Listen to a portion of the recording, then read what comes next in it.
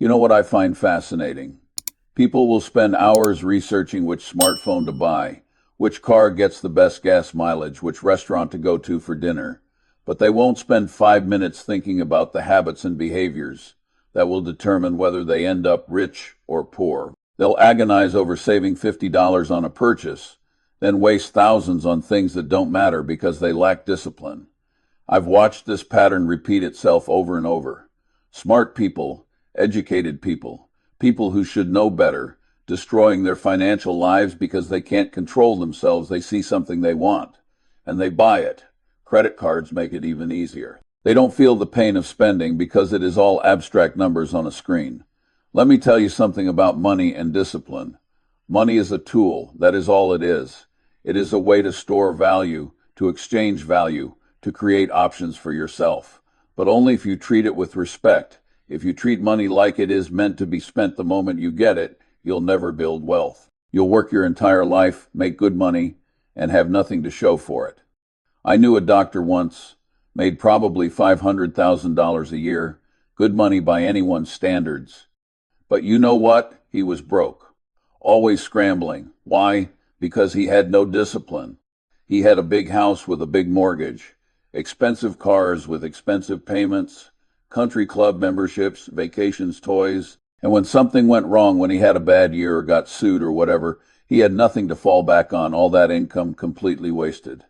Compare that to someone who makes $100,000 a year but saves 20% of it, invests it wisely, lets it compound for 30 years. Who ends up wealthier? The disciplined person earning less. Because wealth isn't about how much you make. It is about how much you keep, how wisely you invest it, and how long you let it compound. That is discipline. That is self-control. It is the ability to say no to things you want today so you can have things you need tomorrow. And most people can't do it. They've been trained by society to consume, to spend, to keep up with the Joneses, to show off. It is pathetic.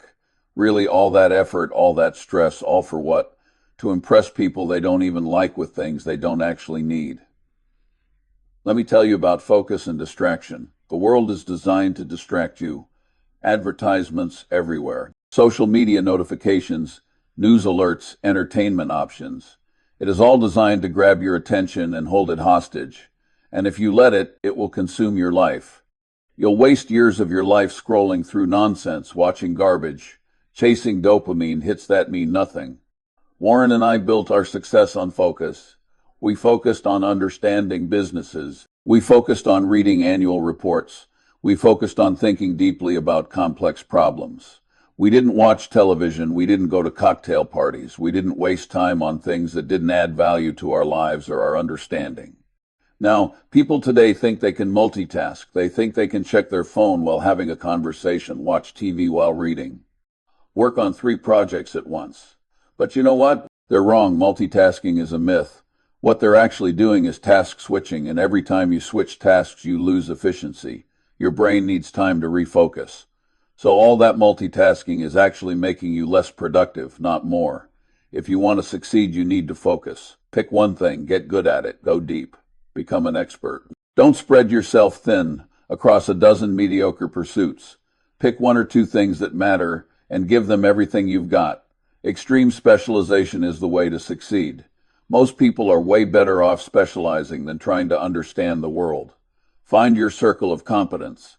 Stay within it. Don't try to be an expert on everything. Be an expert on something valuable, and you'll do fine. But that requires discipline. It requires that you say no to interesting opportunities outside your circle of competence. It requires that you accept being ignorant about most things, so you can be brilliant about a few things. Most people can't do it. Their ego won't let them admit ignorance, so they pretend to know things they don't. They venture into areas they don't understand, and they get destroyed. Knowing what you don't know is more useful than being brilliant. Acknowledging what you don't know is the dawning of wisdom and the discipline to stay within your circle of competence, to admit when you don't understand something, to pass on opportunities that are outside your expertise. That is what separates successful investors from everyone else. People are trying to be smart. All I am trying to do is not to be idiotic. But it is harder than most people think. because your brain will trick you. It will rationalize. It will justify.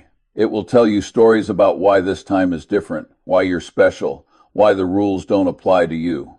And if you don't have the discipline to catch yourself, to question your own thinking, to invert the problem and look at it from the other side, you'll make mistakes. I constantly see people rise in life who are not the smartest, sometimes not even the most diligent, but they are learning machines. They go to bed every night a little wiser than they were when they got up. And boy, does that help, particularly when you have a long run ahead of you. Being a learning machine is about discipline. It is about having the humility to admit you don't know everything. It is about having the curiosity to keep learning. It is about having the work ethic to put in the hours, reading, thinking, absorbing. And it is about having the wisdom to apply what you learn in practical ways. Any year that passes in which you don't destroy one of your best-loved ideas is a wasted year. Think about that. You should be constantly testing your assumptions, challenging your beliefs, updating your mental models. If you're not doing that, you're not growing. You're stagnating. And in a changing world, stagnation means falling behind. But destroying your own ideas requires discipline. It requires intellectual honesty. It requires that you face uncomfortable truths about yourself and your thinking. Most people can't do it. They'd rather cling to comforting delusions than face harsh realities. It is bad to have an opinion you're proud of if you can't state the arguments for the other side better than your opponents. This is a great mental discipline. It forces you to think clearly. It prevents you from becoming ideologically rigid. It keeps you honest. But how many people actually do this? How many people steel-man the opposing argument before deciding their position is correct? Almost nobody, because it is hard. It requires discipline. It requires that you genuinely consider the possibility that you might be wrong, and that is uncomfortable. Let me tell you about ideology. Another thing I think should be avoided is extremely intense ideology because it cabbages up one's mind. I've seen brilliant people turned into fools by rigid ideology.